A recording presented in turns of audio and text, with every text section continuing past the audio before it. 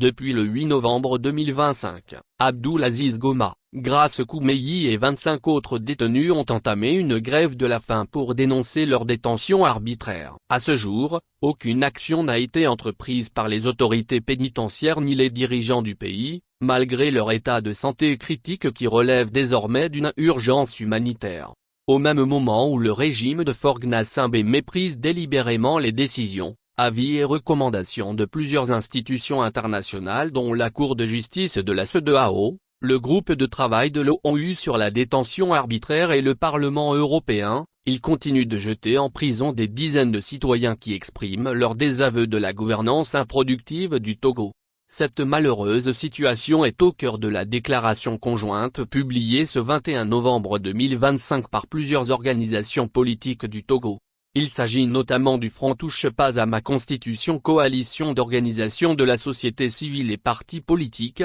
de l'APD, Alliance politique pour la démocratie, de la DMK originale, Dynamique Monseigneur Kpodzro, de la DMP, Dynamique pour la majorité du peuple, et de la LDP, Lumière pour le développement dans la paix. Plusieurs exigences sont contenues dans cette déclaration conjointe. La première concerne la libération immédiate et sans condition de l'ensemble des 160 détenus politiques au Togo dont Abdulaziz Goma, Grace Koumeyi, Marguerite Niakhaté, Jean-Paul Omoulou, Sidzop Honoré Sokpordit Affectio, Folis Atchivi, René Kofi Missode alias à votre avis, Al Hati, Léla Nambéa, Abdul Razak Abevi, Abdul Fadel Ouattara, Honoré Amati, Abessi. La seconde porte spécifiquement sur le cas des détenus en grève de la faim, d'environ 27 personnes, et de ceux qui sont malades. Les organisations signataires de la déclaration exigent un accès immédiat de ces derniers à des soins médicaux conformément aux principes élémentaires des droits de l'homme.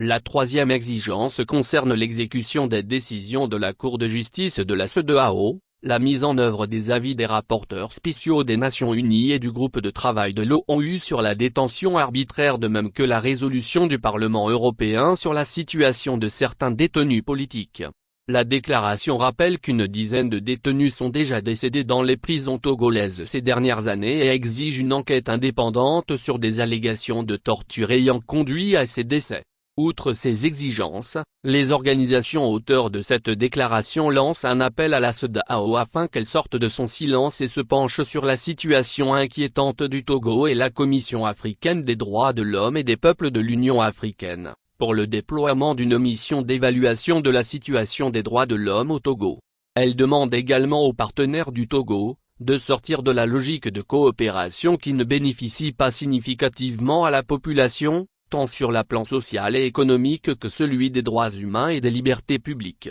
Les professionnels des médias nationaux et internationaux sont invités à donner une visibilité maximale à la situation dramatique des détenus politiques.